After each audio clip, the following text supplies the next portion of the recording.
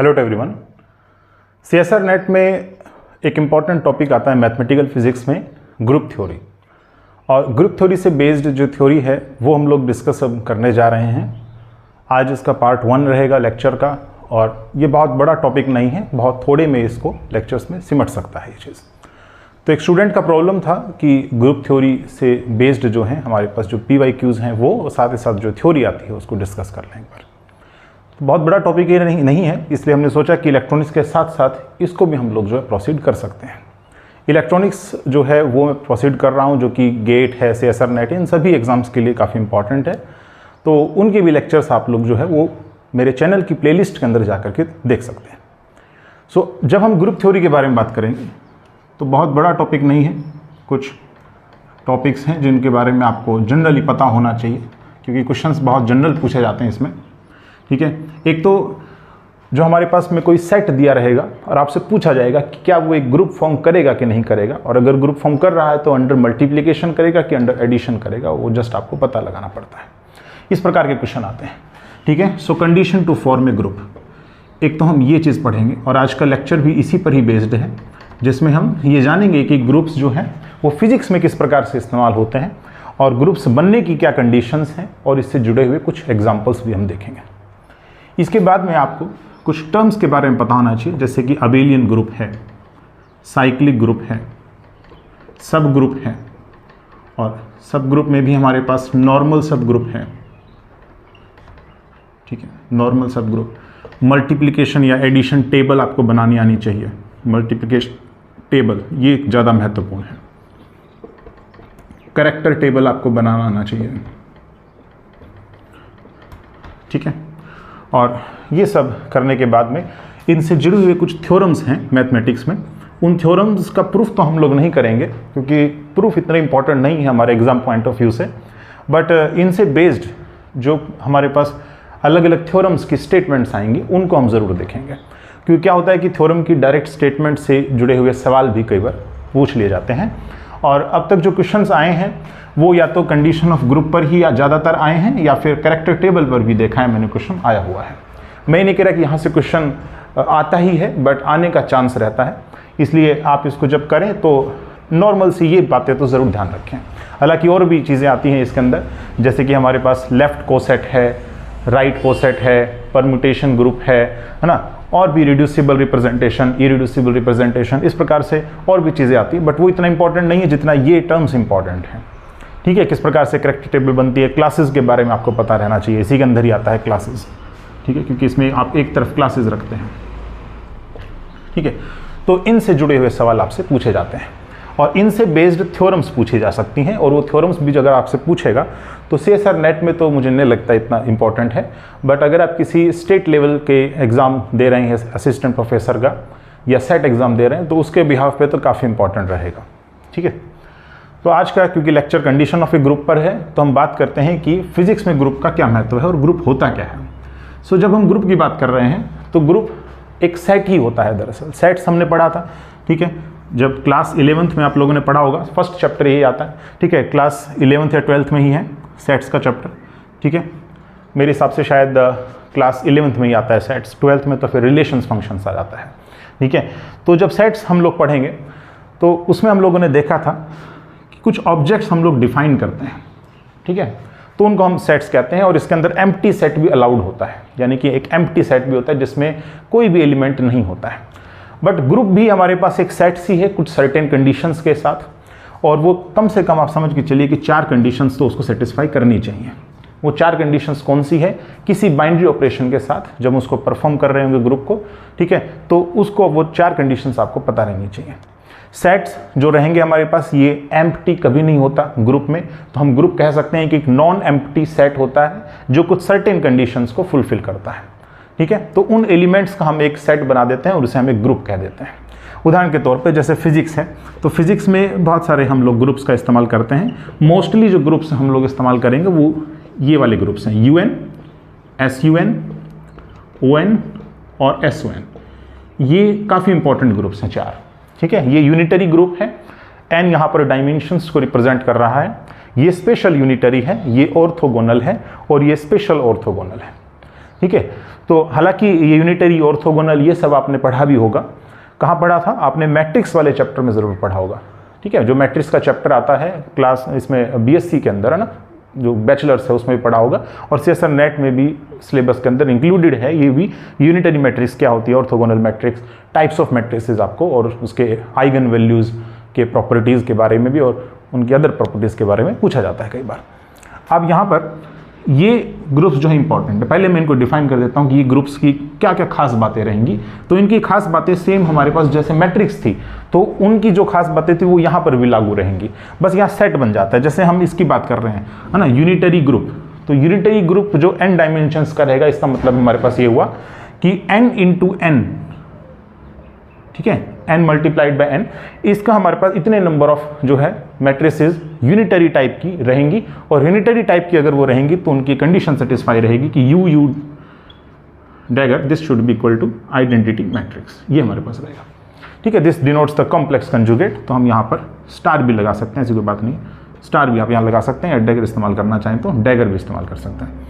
ठीक है, अब ये स्पेशल यूनिटरी होने की कंडीशन है कि यूनिटरी मैट्रिक्स का ही सेट होगा यहाँ पर ग्रुप्स के अंदर, लेकिन एक कंडीशन यहाँ पर ये रहेगा कि डिटरमिनेंट जो रहेगा इस u का वो कितने के बराबर रहेगा? 1 के बराबर। ठीक है, तो स्पेशल का मतलब ऐसा समझ के चलिए कि जो डिटरमिनेंट होता है वो हमारे पास 1 के बराबर, जिस भी मैट्रिक्स, जितने मैट्रिक्स हमारे पास बन रहे हैं उन सब का। ठीक है, तो हम कैसा कह सकते हैं कि जब ये इसका एक पार्ट ही है, हम ऐसा कह सकते हैं ना, ये इसी का ही एक पार्ट है। जितने भी सेट्स हमारे पास रहेंगे यूनिटरी मैट्रिक्स का, उसमें एक स्पेशल टाइप की यूनिटरी मैट्रिक्स आपने इस मैट्रिक्स की कैटेगरी के अंदर उठा लिया है, जिसकी कंडीशन हमने इंपोज कर दिया कि उसका डिटरमिनेंट कितना होना चाहिए? 1 होना चाहिए। तो हम ऐसा कह सकते हैं कि दिस शुड बी सब ग्रुप ऑफ दिस। ठीक है, हम ऐसा भी कह सकते हैं। अब ये हमारे पास ऑर्थोगोनल है। ऑर्थोगोनल में कंडीशन होती है कि ए ट्रांसपोज ये हमारे पास आ जाए आइडेंटिटी मैट्रिक्स, और जब स्पेशल बन जाएगा तो इसका मतलब हो गया कि डिटरमिनेंट ऑफ ए हमारे पास क्या हो जाए? 1 के बराबर, ये आइडेंटिटी मैट्रिक्स हमारे पास आ जाए। ठीक है, डिटरमिनेंट ऑफ ए 1 के बराबर हमारे पास आ जाता है। ठीक है, तो ये हो गया हमारे पास जो मोस्टली हम लोग यूज़ करते हैं, वो हमारे पास ग्रुप्स ये होते हैं। ठीक है, एंड यहाँ पर डायमेंशंस हैं। एक और बात है यहाँ पर कि आपने पढ़ा होगा मैट्रिक्स के अंदर भी कि total number of linearly independent components, linearly independent components, तो ये भी आपसे पूछ सकता है लीनियरली इंडिपेंडेंट कंपोनेंट्स कितने होते हैं। और ये तो बहुत इंपॉर्टेंट समझ के चलिए, मैट्रिक्स के अंदर भी, जैसे गेट के अंदर ही शायद मेरे हिसाब से इस बार सवाल पूछा था कि यूनिटरी मैट्रिक्स जो है, या जस्ट में पूछा था कि यूनिटरी मैट्रिक्स जो है उसका हमारे पास कितने नंबर ऑफ इंडिपेंडेंट कंपोनेंट्स मौजूद रहेंगे, तो उसके कितने होते हैं? तो यहाँ यूनिटरी मैट्रिक्स हमारे पास होते हैं n²। ठीक है, ध्यान देने वाली बात ये। अब स्पेशल यूनिटरी में आपने कंडीशन इंपोज कर दी कि डिटरमिनेंट कितना होना चाहिए? 1 के बराबर होना चाहिए। तो क्योंकि आपने कंडीशन इंपोज की है, तो यहाँ पर जो number of linearly independent components होंगे वो इस केस में हमारे पास हो जाएंगे, एक कम हो जाएगा इससे, n² - 1।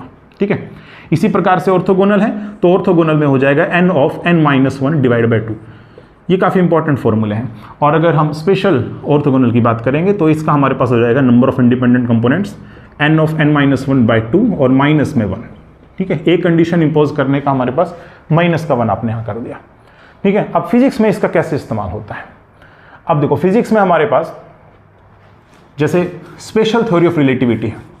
ठीक है, तो स्पेशल थ्योरी ऑफ रिलेटिविटी में हम लोग पढ़ते हैं इनवेरिएंट क्वांटिटीज, हम कुछ इनवेरिएंट क्वांटिटीज पढ़ते हैं। ठीक है, जैसे लोरेंज ट्रांसफॉर्मेशन हम लोग पढ़ते हैं। ट्रांसफॉर्मेशन की जब हम बात करते हैं तो उसमें किस किस का ट्रांसफॉर्मेशन होता है आप देखते हैं। लोरेंज ट्रांसफॉर्मेशन में वेलोसिटी का ट्रांसफॉर्मेशन होता है, डिस्प्लेसमेंट का ट्रांसफॉर्मेशन होता है। ठीक है, इसके अलावा हमारे पास टाइम का ट्रांसफॉर्मेशन होता है। ठीक है, तो इस प्रकार के जो हमारे ट्रांसफॉर्मेशंस होते हैं उनके हिसाब से हम एक लोरेंज ग्रुप को, एक लोरेंज ग्रुप और एक हमारे पास होता है पॉइंटियर ग्रुप। ठीक है, इनको हम डिफाइन करते हैं स्पेशल थ्योरी ऑफ रिलेटिविटी में। ये ग्रुप का डायमेंशन 3 होता है, इस ग्रुप का डायमेंशन 6 होता है। ठीक है, अब ये जो लोरेंज ग्रुप है, ये लोरेंज ग्रुप लोरेंज ट्रांसफॉर्मेशन के जो क्वांटिटीज हैं उनका सेट ही रहेगा दरअसल, लेकिन सिर्फ एक चीज का इन दोनों में डिफरेंस ये है कि इसके अंदर डिस्प्लेसमेंट जो था हमारे पास उसका ट्रांसफॉर्मेशन भी इंक्लूड रहेगा, बट इसमें डिस्प्लेसमेंट का कोई ट्रांसफॉर्मेशन इंक्लूड नहीं है। अदर ट्रांसफॉर्मेशन इसके अंदर इंक्लूड रहेंगे, जैसे कि वेलोसिटी ट्रांसफॉर्मेशन है, टाइम का ट्रांसलेशन है, टाइम का ट्रांसफॉर्मेशन है, वो सब चीज़ें इसके अंदर कंसिडर करते हैं। ये स्पेशल थ्योरी ऑफ रिलेटिविटी में डिस्कस करने वाले 2 ग्रुप्स मोस्टली यूज करे जाते हैं। एक और एग्जांपल देता हूँ, जैसे रूबिक्स क्यूब है। ठीक है, जो रूबिक्स क्यूब है तो इसमें हमारे पास जो केसेस बनते हैं उनमें भी हम लोग डिफरेंट डिफरेंट सेट बना करके, ठीक है, और उसका भी एक ग्रुप जो है वो फॉर्म कर सकते हैं, ठीक है। इसी प्रकार से हमारे पास जो स्टैंडर्ड मॉडल ऑफ फिजिक्स है, ये तो काफ़ी महत्वपूर्ण है। स्टैंडर्ड मॉडल ऑफ फिजिक्स ये क्या कहता है? स्टैंडर्ड मॉडल ऑफ फिजिक्स में हमारे पास जो 4 टाइप ऑफ फंडामेंटल फोर्सेज होती हैं, ठीक है, कौन कौन सी? ग्रेविटेशनल, वीक, स्ट्रॉन्ग और एक इलेक्ट्रोमैग्नेटिक। अब इसमें जो ग्रेविटेशनल है उसको आप अलग कर सकते हैं, बिकॉज उसके लिए अलग थ्योरी डिफाइंड की गई है आइंस्टीन के द्वारा, जिसको हम GTR कहते हैं, जनरल थ्योरी ऑफ रिलेटिविटी, और ये काफ़ी वीक थ्योरी भी है, तो इसलिए हम इसको यहाँ पर डिस्कस नहीं करते हैं।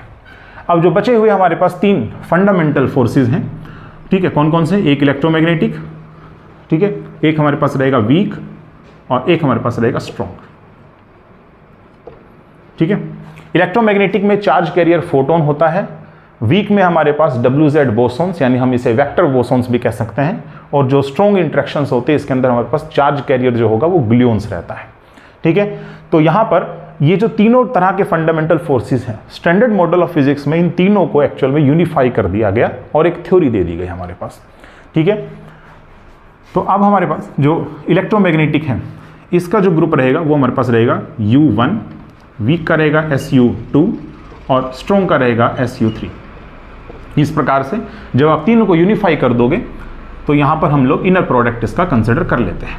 सो इस प्रकार से ये जो थ्योरी है स्टैंडर्ड मॉडल ऑफ फिजिक्स की, इस प्रकार से ग्रुप की थ्योरी में इस वाले ग्रुप से हम लोग इसको रिप्रेजेंट कर सकते हैं। तो आपसे पूछा जा सकता है कि स्टैंडर्ड मॉडल ऑफ फिजिक्स में ये वाला ग्रुप जो है वो डिफाइन करता है इन तीनों तरह के फोर्सेज को, यूनिफिकेशन को, ठीक है, जिसमें रिप्रेजेंट किया जा रहा है कि एक जो हमारे पास रहेगा, एक हमारे पास लीनियर कंपोनेंट, वो किसका रहेगा? फोटोन का रहेगा। इसी प्रकार से इसमें कितने नंबर ऑफ कंपोनेंट्स होंगे? तो आप जानते हैं कि SUN में कितने होते हैं? n² माइनस का 1, तो कितना हो गया ये? 4 - 1 यानी 3। तो 3 हमारे पास वेक्टर बोसॉन्स को रिप्रेजेंट करेगा, और सिमिलरली यहाँ पर 9 - 1 यानी 8 हमारे पास ग्लून्स को रिप्रेजेंट करता है। देखिए नेक्स्ट हम देखते हैं वो 4 कंडीशंस कौन कौन सी हैं। 4 conditions to form a group, ठीक है, अंडर सम बाइनरी ऑपरेशन, और बाइनरी ऑपरेशन को आप स्टार से रिप्रेजेंट कर सकते हैं। तो इस प्रकार से हम इसको रिप्रेजेंट करेंगे, या कई बार इसको हम लोग O से भी रिप्रेजेंट कर देते हैं, ठीक है। अगर मल्टीप्लिकेशन में फॉर्म हो रहा है तो आप डायरेक्टली मल्टीप्लिकेशन लिखेंगे यहाँ पे, एडिशन में हो रहा है तो आप प्लस साइन भी यहाँ पर लगा सकते हैं, ठीक है। अब देखो 4 कंडीशन कौन कौन सी है। तो पहली कंडीशन हमारे पास रहेगा क्लोजर प्रॉपर्टी, और क्लोजर प्रॉपर्टी कहता है कि अगर मान लीजिए A और B 2 एलिमेंट्स हैं जो इस ग्रुप के अंदर आने लग रहे हैं, बिलोंग कर रहे हैं, तो हम मानकर चलेंगे कि A B belongs to G, then we say that this implies that कि A binary operation with B this also belongs to G। तो पहली कंडीशन तो ये आ जाती है हमारे पास, ठीक है। दूसरी कंडीशन है एसोसिएटिविटी की, या एसोसिएटिव प्रॉपर्टी, ठीक है। एसोसिएटिव प्रॉपर्टी में ये होता है कि इसमें हम 3 एलिमेंट्स कंसिडर करके चलते हैं, A B और C। मान लीजिए ये उस ग्रुप से बिलोंग कर रहे हैं, तो ऐसे केस में क्या होगा कि A binary operation, then B binary operation C, this gives me first A binary operation with B and then binary operation with the C। ये हमारे पास सेम आना चाहिए, ठीक है। थर्ड हमारे पास रहेगा existence of identity element. Identity element जो है ज़रूर होना चाहिए हमारे पास, ठीक है। आइडेंटिटी एलिमेंट की कंडीशन हमारे पास ये है कि A with E this should be equal to A। ये E ही हमारे पास किसको रिप्रेजेंट कर रहा है? आइडेंटिटी एलिमेंट को, इसलिए बाइनरी ऑपरेशन इसके साथ जब लगाएंगे तो हमारे पास वापस से वही एलिमेंट आ जाता है। यहाँ पर जो A और E दोनों चीज़ें रहेंगी, these all are belongs to capital G group. Next है लास्ट फोर्थ हमारे पास रहता है कि जो इनवर्स है वो एग्जिस्ट करना चाहिए, इनवर्स एग्जिस्ट करना चाहिए, ठीक है। इनवर्स एग्जिस्ट करना चाहिए, इसका मतलब ये हुआ कि A star some A inverse this equal to A, ठीक है। आप अगर A इनवर्स नहीं लिखना चाहते, आप समथिंग Y लिख सकते हैं, और यहाँ पर आप यही बताएंगे कि Y कुछ नहीं है बट A इनवर्स ही है ये, ठीक है। बल्कि यहाँ पर मैंने गलत लिख दिया, E आना चाहिए, है ना। आइडेंटिटी एलिमेंट वापस से आपको मिल जाना चाहिए। तो A और उसका इनवर्स का जब आप बाइनरी ऑपरेशन करेंगे तो आइडेंटिटी एलिमेंट आपको मिल जाना चाहिए। यहाँ पर Y है हमारे पास क्या है? A इनवर्स है, ठीक है। तो हम ऐसा कह रहे हैं यहाँ पर भी A, E और एक और एलिमेंट जो कि Y हम कंसिडर करके चल रहे हैं, inverse element, this all should belongs to capital G यानी ग्रुप, ठीक है। तो ये 4 कंडीशन अगर सेटिस्फाई करती है किस ग्रुप के लिए, ठीक है, तो हम कह सकते हैं कि वो एक ग्रुप जो है वो बना रहा होगा अंडर मल्टीप्लिकेशन और एडिशन। वो डिपेंड करेगा कि आप चीज़ों को मल्टीप्लाई कर रहे हैं, ऐड कर रहे हैं ना, उसके बिहाफ पे चीज़ें डिपेंड करती हैं। ठीक है। जैसे मान लो मल्टीप्लिकेशन में बना रही हैं तो आप इसी चीज़ को लिख देंगे कि a multiply b multiply c। इसी प्रकार से एडिशन में बना रही होंगे तो आप ऐसे लिखेंगे a plus b plus c, इस प्रकार से। ठीक है, वो तो क्वेश्चन पे डिपेंड करेगा कि वो क्या चाहता है, किस में प्रूफ चाहता है, वो अंडर मल्टीप्लिकेशन या फिर अंडर एडिशन। अब नेक्स्ट हम लोग कुछ एग्जाम्पल देख लेते हैं। ठीक है, अब देखो इसका एक बेस्ट एग्जांपल हो सकता है जो क्वांटम मैकेनिक्स में हम लोग पोली स्पिन मैट्रिसेस इस्तेमाल करते हैं, उस पर आप लोग देख सकते हैं क्या वो एक ग्रुप फॉर्म करता है कि नहीं करता है ना। तो हम ये कंफर्म करने जा रहे हैं कि सिग्मा एक्स, सिग्मा वाई और सिग्मा जेड, क्या ये हमारे पास एक ग्रुप है अंडर मल्टीप्लिकेशन कि नहीं है, इस बात को हम लोग देखेंगे। यहाँ पर ये जो पोली स्पिन मैट्रिसेस हैं इनको हम डिफाइन करते हैं 0 1 1 0। ठीक है, इसके बाद आ जाएगा हमारे पास 0 minus eta eta 0 and sigma z हो जाएगा हमारे पास 1 0 0 माइनस 1। ठीक है, तो पहली प्रॉपर्टी क्योंकि क्लोजर प्रॉपर्टी है, इसका मतलब ये हुआ कि अगर हम किन्हीं भी दो पोली स्पिन मैट्रिसेस को किन्हीं भी तीनों में से मल्टीप्लिकेशन करते हैं तो हमारे पास जो है वो तीसरी जो हमारे पास आना चाहिए वो that should also belongs to this group. ठीक है, तो ये हमारे पास इस ग्रुप से बिलोंग करना चाहिए। उदाहरण के तौर पे जैसे मान लो सिग्मा एक्स का आप मल्टीप्लिकेशन कर रहे हैं सिग्मा वाई के साथ, ठीक है, तो वैसे भी ये प्रॉपर्टी भी है दरअसल कि इसका वैल्यू एक्चुअल में आइटा सिग्मा जेड के बराबर आता है। हालांकि आप इसको मल्टीप्लाई करके भी देख सकते हैं, यही आएगा सेम टू सेम। ठीक है, ये प्रॉपर्टी है क्वांटम मैकेनिक्स में। अब आप देख सकते हैं कि जो आइटा सिग्मा जेड है ये हमारे पास इस ग्रुप के अंदर नहीं आने लग रहा है। So we say that this is not belong to capital G. So closure पहली वाली जो प्रॉपर्टी वही सेटिस्फाई नहीं हुई, आगे तो हम बाद में देखेंगे। इसका मतलब हम कह सकते हैं कि पोली स्पिन मैट्रिसेस का जो सेट है वो ग्रुप फॉर्म नहीं करता है अंडर मल्टीप्लिकेशन। ठीक है, चलिए और एग्जाम्पल देखते हैं इससे बेस्ड। चलिए सेकंड एग्जाम्पल हम लोग देखते हैं। सेकंड एग्जाम्पल में मान लीजिए हमारे पास दे रखा है एक binary operation a star b is equal to A B minus A minus B plus में 2, जहाँ पर a और b कोई रियल नंबर है। आपने बताना है कि ये जो बाइनरी ऑपरेशन है क्या ये हमारे पास ग्रुप फॉर्म करेगा कि नहीं करेगा अंडर मल्टीप्लिकेशन, ये आपने बताना है। सो कैसे चेक करेंगे, सबसे पहली जो कंडीशन रहेगी वो हमारे पास रहेगी क्लोजर प्रॉपर्टी। तो क्लोजर प्रॉपर्टी अगर हम देखें यहाँ से कि a और b क्योंकि r से बिलोंग कर रहे हैं तो हम ऐसा कह सकते हैं कि जो हमारे पास A B minus A minus B और प्लस में 2 रहेगा। ठीक है, ये भी हमारे पास में क्या करेगा, r से बिलोंग करेगा। ठीक है, this should be also belongs to capital R। ठीक है, इसका मतलब ये ग्रुप का ही पार्ट होना चाहिए। ओके, नेक्स्ट हमारे पास रहेगा सेकंड प्रॉपर्टी एसोसिएटिव।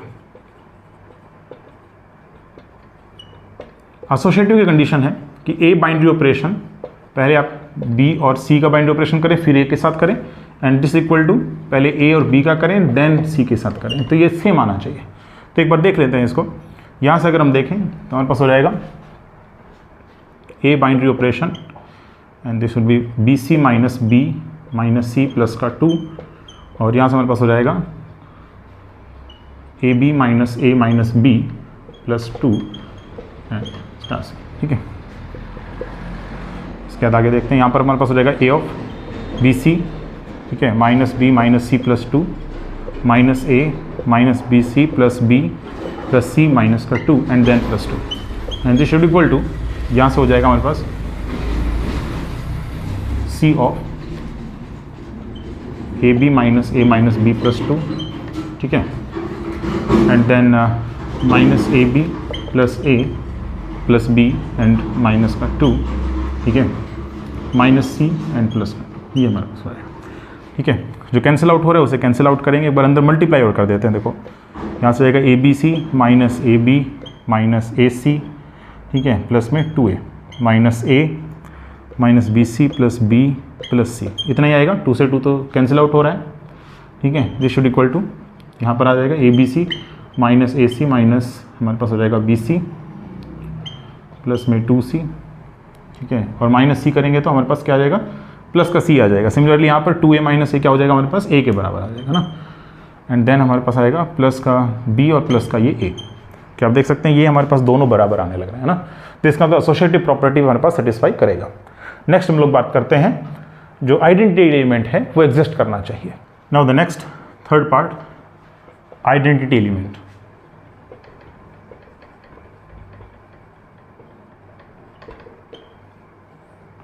तो अगर हम एग्जिस्टेंस देखें आइडेंटिटी एलिमेंट का तो हमारे पास हो जाएगा a binary operation with E is equal to A. ठीक है, सो यहाँ से आ गया A E minus A minus E plus 2, this should equal to A. ठीक है, तो यहाँ से आ जाएगा ए ई माइनस ई ठीक है, and this is equal to a plus a minus 2, ठीक है, ये हम कॉमन ले लेते हैं, a माइनस 1 हो जाएगा और यहाँ से 2 कॉमन ले लेते हैं तो a माइनस 1 हो जाएगा, तो ये कैंसिल आउट हो रहा है, so we get e is equal to 2। That means हम कह सकते हैं कि आइडेंटिटी एलिमेंट यहाँ पर क्या आने लग रहा है, 2 आ रहा है। बट एक चीज़ और इंपॉर्टेंट है यहाँ से कि जो a और b है वो r पर बिलोंग कर रहे हैं, यानी कोई भी रियल नंबर हो सकते हैं। अब अगर कोई भी रियल नंबर हो सकते हैं और आइडेंटिटी एलिमेंट को हम लोग सिर्फ और सिर्फ 2 ही कंसिडर करके चलें, तो ये तो हमारे पास में ग्रुप फॉर्म नहीं हो पाएगा। इसका मतलब अगर हम कोई दूसरा रियल नंबर इसके अंदर कंसिडर करके चले आइडेंटिटी एलिमेंट को, तो वो भी हमारे पास सेटिस्फाई करना चाहिए इस केस में। उदाहरण के तौर पे, एग्जांपल के तौर पे, जैसे हम e को 3 कंसिडर कर दें, which should also belongs to capital R, ठीक है, देन वी से दैट कि हमारे पास जो a बाइनरी ऑपरेशन 3 के साथ आएगा वो a के बराबर ही आना चाहिए। तो एक बार इसको हम लोग देख लेते हैं, तो हमारे पास आ जाएगा 3a minus a minus 3 and plus 2, this should equal to a, ठीक है। सो हमारे पास आ जाएगा 2a माइनस का 1, this is equal to a, और यू से दैट यहाँ से हमारे पास आ जाएगा a, ठीक है। या आप ऐसा कर सकते हैं ना, सिंपली यहाँ पे आप इसको कैलकुलेट करिए, क्या a के बराबर आ रहा है, आप देख लीजिए यहाँ से, तो 2a and minus 1 this is equal to a, तो ये हम देख रहे हैं this is not equal to this, ठीक है। तो हम कह सकते हैं कि जो हमारे पास सिर्फ और सिर्फ 2 है, इट इज़ ओनली द हमारे पास आइडेंटिटी एलिमेंट, ठीक है, that belongs to this real number r, but other than this there is no identity element exist which belongs to capital R, ठीक है, टू फॉर्म दिस ग्रुप। तो हमारे पास क्या हो जाएगा, ये ग्रुप अंडर मल्टीप्लिकेशन फॉर्म नहीं हो पाएगा, ठीक है। So this is not form a group under the multiplication, ठीक है। देखिए नेक्स्ट हमारे पास जो थर्ड क्वेश्चन है, इसमें आपको दिया गया है कि G जो है वो हमारे पास सेट है of non zero rational numbers का, ठीक है, non zero rational numbers, denote किया जाएगा इसको Q स्टार से, ठीक है। तो हमें बताना है क्या ये binary operation A star B is equal to AB by 2, क्या ये ग्रुप फॉर्म करेगा कि नहीं करेगा अंडर मल्टीप्लिकेशन, ठीक है, ये क्वेश्चन हमारा है। तो सबसे पहले हमारी जो प्रॉपर्टी रहेगी वो है क्लोजर प्रॉपर्टी, क्लोजर प्रॉपर्टी। तो क्लोजर प्रॉपर्टी में हम ये अज्यूम करके चलते हैं कि लेट AB जो है वो ग्रुप से बिलोंग कर रहे हैं, यानी ये हमारे पास non zero rational numbers exist हैं, ठीक है। तो ऐसे में जो A स्टार B आएगा, यानी A binary operation with B, this gives me AB by 2, तो क्या ये AB बाई 2 भी हमारे पास नॉन जीरो रेशनल नंबर है, बिल्कुल है, that means this is belongs to capital G। तो क्लोजर प्रॉपर्टी यहाँ पर सेटिस्फाई हो जाती है, ठीक है। देखो कई बार क्या होता है कि एलिमेंट्स में हमें कुछ एलिमेंट्स दिए रहते हैं, उदाहरण के तौर पर जैसे E, R स्क्वायर, ठीक है, R स्क्वायर S, ठीक है, S मान लीजिए आपको गिवन है इस प्रकार से, ठीक है, और सच दैट कि R क्यूब का वैल्यू कितना है, 1 है। इसी प्रकार से आपको गिवन है, मान लो E, R square, R cube, R to the power 4, R to the power 5, और आपको गिवन है कि R टू द पावर 6 कितना है, आइडेंटिटी एलिमेंट 1 है ना, E के बराबर है, ये भी E के बराबर है, ठीक है। तो ऐसे केसेस में आप क्या करेंगे, मल्टीप्लिकेशन टेबल बना करके देखेंगे, क्योंकि आपको एलिमेंट्स गिवन है, तो मल्टीप्लिकेशन टेबल या एडिशन टेबल बना सकते हैं, वो तो डिपेंड करेगा कि ये ग्रुप जो है वो अंडर मल्टीप्लिकेशन सर्व कर रहा है या फिर अंडर मल्टीप्लिकेशन या एडिशन, ठीक है, इस बात पे। तो E, R square, R cube, R to the power 4, R to the power 5, है ना, इस प्रकार से हो जाएगा यहाँ पे। तो इसी प्रकार से यहाँ पर भी R square, R cube, R to the power 4, R to the power 5, और फिर आपने अगर मल्टीप्लिकेशन में देखना है तो इसको मल्टीप्लाई करना पड़ेगा। फिर जितने भी एलिमेंट्स आपके सामने आएंगे आप ये चेक करेंगे क्या ये सारे एलिमेंट्स इस ग्रुप से बिलोंग कर रहे हैं कि नहीं कर रहे हैं। जैसे मान लो इस ग्रुप की मैंने मल्टीप्लिकेशन टेबल बनाई है, तो इसी ग्रुप से ही हमारे पास इसके जो एलिमेंट्स रहेंगे वो एग्जिस्ट करने चाहिए। अगर ऐसा करता है तो क्लोजर प्रॉपर्टी सेटिस्फाई हो जाएगी, ठीक है। तो वो थोड़ा मल्टीप्लिकेशन एडिशन टेबल से देखने के लिए था जब हमारे पास एलिमेंट्स दिए रहते हैं, ठीक है। नेक्स्ट सेकंड प्रॉपर्टी कौन सी है, एसोसिएटिव। तो इस हम देखेंगे इस प्रकार से,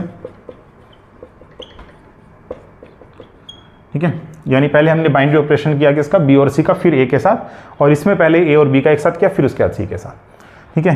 तो दिस इंप्लाइज दैट यहाँ से आ जाएगा A and this is BC by 2 and this is equal to AB by 2 and binary operation with C. So we get ABC by 4 and this is also we get ABC by 4. So associative property satisfy हो रहा है, ठीक है। Next हमारे पास है third property जो कि है आइडेंटिटी एलिमेंट जो एग्जिस्ट करना चाहिए। इसके लिए कंडीशन रहेगा कि A बाइनरी ऑपरेशन E के साथ वापस से A मिल जाए। तो यहाँ पर हम देख रहे हैं हमारे पास रहेगा AE by 2 this is equal to A, that means हमारे पास आ गया E का वैल्यू 2 के इक्वल। तो हमारे पास 2 जो है वो ओनली एंड ओनली एक आइडेंटिटी एलिमेंट एग्जिस्ट कर रहा है। बट क्या ये 2 हमारे पास इससे बिलोंग कर रहा है, तो हम देख लेते हैं। तो ई हमारे पास इज इक्वल टू 2 बिलोंग कर रहा है कैपिटल जी के साथ, और यहाँ पर आपको मान लीजिए गिवन था कि ए बी जो है वो बिलोंग कर रहा है कैपिटल जी के साथ, ठीक है। तो ऐसे केस में ई जो है वो 2 वो भी बिलोंग कर रहा है किससे, जी के साथ। अब इसमें आपको अदर देखने की जरूरत नहीं है कि जैसे हमने पिछले एग्जांपल में देखा कि ई इज इक्वल टू 3b हमारे पास सेटिस्फाई करना चाहिए, नहीं, यहाँ पर ऐसा थोड़ा लिख रखा है कि A B belongs to this Q star या हमारे पास रियल नंबर, ऐसा नहीं है। पूरा ग्रुप के साथ में कोई कहीं पर भी आ सकता है, तो हमारे पास जो है एक आइडेंटिटी एलिमेंट एग्जिस्ट करना चाहिए ऐसे केस के अंदर, जो कि कर भी रहा है, बस वही चेक करना है। एक आइडेंटिटी एलिमेंट होना चाहिए, कब, जब A B belongs to capital G लिखा हो तब। लेकिन अगर ए बी बिलोंग्स टू कुछ लिखा है जैसे रेशनल नंबर, रियल नंबर, ठीक है, इस प्रकार से इंटीजर, इस प्रकार से अगर लिखा होगा तो फिर आपको ये देखना पड़ेगा क्या वो सारे के सारे इंटीजर्स जो है वो सेटिस्फाई करने के नहीं करे, आइडेंटिटी एलिमेंट्स एग्जिस्ट कर रहे हैं कि नहीं कर रहे, ठीक है। तो वो पिछले एग्जांपल में था, यहाँ पर A B belongs to G है, तो एक आइडेंटिटी एलिमेंट है, चलेगा, ठीक है, दिस बिलोंग्स टू कैपिटल जी।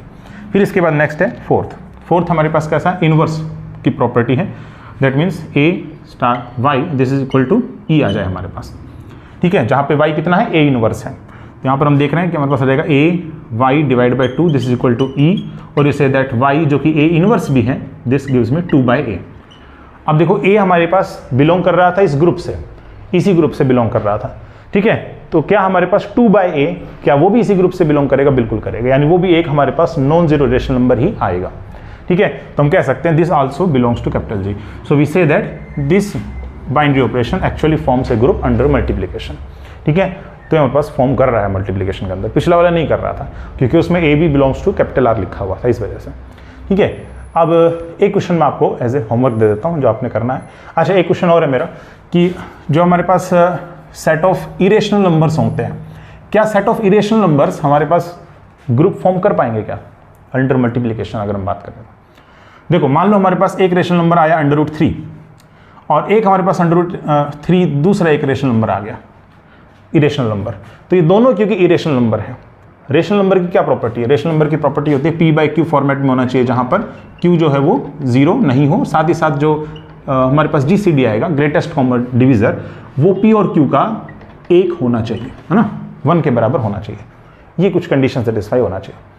तो जैसे √3 है, अगर मैं इसका मल्टीप्लिकेशन देखूंगा, ठीक है, तो पहली जो प्रॉपर्टी है क्लोजर प्रॉपर्टी, उसको जब मैं सेटिस्फाई करने लगूंगा तो ये कितने के बराबर आ गया, 3 के बराबर आ गया, और 3 एक इरेशनल नंबर नहीं है, ये रेशनल नंबर है हमारे पास।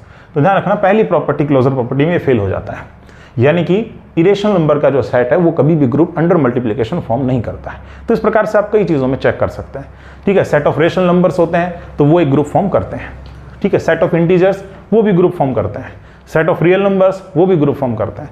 तो इस प्रकार से एग्जाम्पल्स आप लोग देख लें। एक मोस्ट कॉमन एग्जाम्पल्स कई बार जो है आता है 1 ओमेगा स्क्वायर, ये कई बार आता है। एक्चुअल में ये एक साइकिल ग्रुप है दरअसल, ठीक है। वो हम कैसे कह सकते हैं, बिकॉज यहाँ जनरेटर मौजूद है। अब जनरेटर्स का कहने का मतलब ये है कि जो एलिमेंट है इसमें कोई ना कोई ऐसा मौजूद है जो इसके सभी एलिमेंट्स को दे सकता है वापस से, ठीक है। इसलिए हम इसको इसमें जनरेटर मौजूद होने के कारण इसको साइकिल ग्रुप हम लोग कहेंगे, जो आगे पढ़ेंगे। तो ये भी एक ग्रुप फॉर्म करता है। आपने इसकी प्रॉपर्टीज भी पढ़ी होंगी क्लास 11th में ओमेगा की, ठीक है, कि ω3 ω6, ठीक है, 1 + ω + ω² का वैल्यू कितना होता है, ठीक है। तो वो सब प्रॉपर्टीज आप पढ़ रहे होंगे, तो इससे आप लोग इसको सोल्व कर सकते हैं। अब एक क्वेश्चन मैं आपको एज होमवर्क देता हूँ जिसमें आपने बताना है कि क्या ये हमारे पास ग्रुप फॉर्म कर रहा है कि नहीं कर रहा, इन द कमेंट सेक्शन, ठीक है। और कर रहा है तो सभी प्रॉपर्टी सेटिस्फाई कर रही हैं, लेकिन अगर आपका आंसर ये आता है कि नहीं कर रहा है ये ग्रुप फॉर्म, तो फिर आप कमेंट सेक्शन मुझे बताइएगा कि वो क्यों नहीं कर रहा है एक्चुअल में, ठीक है। आपको एक देता हूँ यहाँ पे, मान लीजिए ग्रुप मेरे पास दे रखा है, ठीक है, मैट्रिक्स दे रखी मान लीजिए आपको एक, ठीक है, 0x 0y ये आपको दे रखा है, जहाँ पर ये जो x और y है this belongs to real number, let us suppose, ठीक है, ये हमारे पास में रियल नंबर एग्जिस्ट कर रहे हैं, ओके। और ये 0 के बराबर भी नहीं हो सकते हैं, ये भी ध्यान रखना है, ठीक है। एक्स वाई जो है वो 0 के बराबर नहीं हो सकते। आप ऐसा कह सकते हैं कि x and y these are both greater than और इक्वल टू 1, ठीक है, आप ऐसा कंसिडर करके चलें। तो क्या ये बताना है कि ये जो हमारे पास मैट्रिक्स है, क्या हमारे पास ये ग्रुप फॉर्म करेगी कि नहीं करेगी, ठीक है। ये जो मैट्रिक्स है क्या ये ग्रुप फॉर्म करेगी कि नहीं करेगी अंडर मल्टीप्लिकेशन, ये आपने बताना है, ठीक है। तो आप चारों प्रॉपर्टी एक बार सेटिस्फाई करवा के देख लेना। क्लोजर प्रॉपर्टी, ठीक है, जैसे उदाहरण के तौर पर मैं क्लोजर प्रॉपर्टी जैसे बताता हूँ, तो क्लोजर प्रॉपर्टी जैसे मान लो सेटिस्फाई करवाने जा रहे हैं आप लोग, ठीक है। तो लेट कर लीजिए कि आपके पास में जो एक्स वाई है, ठीक है, वो बिलोंग कर रहे हैं किससे, कैपिटल आर से, है ना, जैसा कि यहाँ पर दिया हुआ भी है, ठीक है। तो या फिर आप ऐसा कह सकते हैं कि एक्स वाई के साथ साथ, क्योंकि 2 एलिमेंट तो इसके हो गए, 2 एलिमेंट और मानो अलग से, क्योंकि मैट्रिक्स इस जैसी बनानी पड़ेगी, तो A B belongs to capital R. तो ऐसे में अगर आप इस प्रकार से लिखेंगे कि ये जो हमारे पास मैट्रिक्स दे रखी है 0x 0y, इसका मल्टीप्लिकेशन कर रहे हैं 0a 0b के साथ, तो जो भी मैट्रिक्स आएगी वो हमारे पास इस ग्रुप G से बिलोंग करनी चाहिए, यानी उसके जितने भी एलिमेंट्स हैं वो रियल नंबर होने चाहिए। ठीक है, तो ये आप जरा एक बार देख लीजिएगा, तो क्लोजर प्रॉपर्टी सेटिस्फाई हो जाएगी ऐसे केस में। ठीक है, आप देख सकते हैं यहाँ पर पास 0 आ जाएगा। ठीक है, यहाँ पर आप देखेंगे तो x भी आ जाएगा, और यहाँ पर आप देखेंगे तो हमारे पास क्या आ जाएगा, this gives me 0 and then this gives me y भी।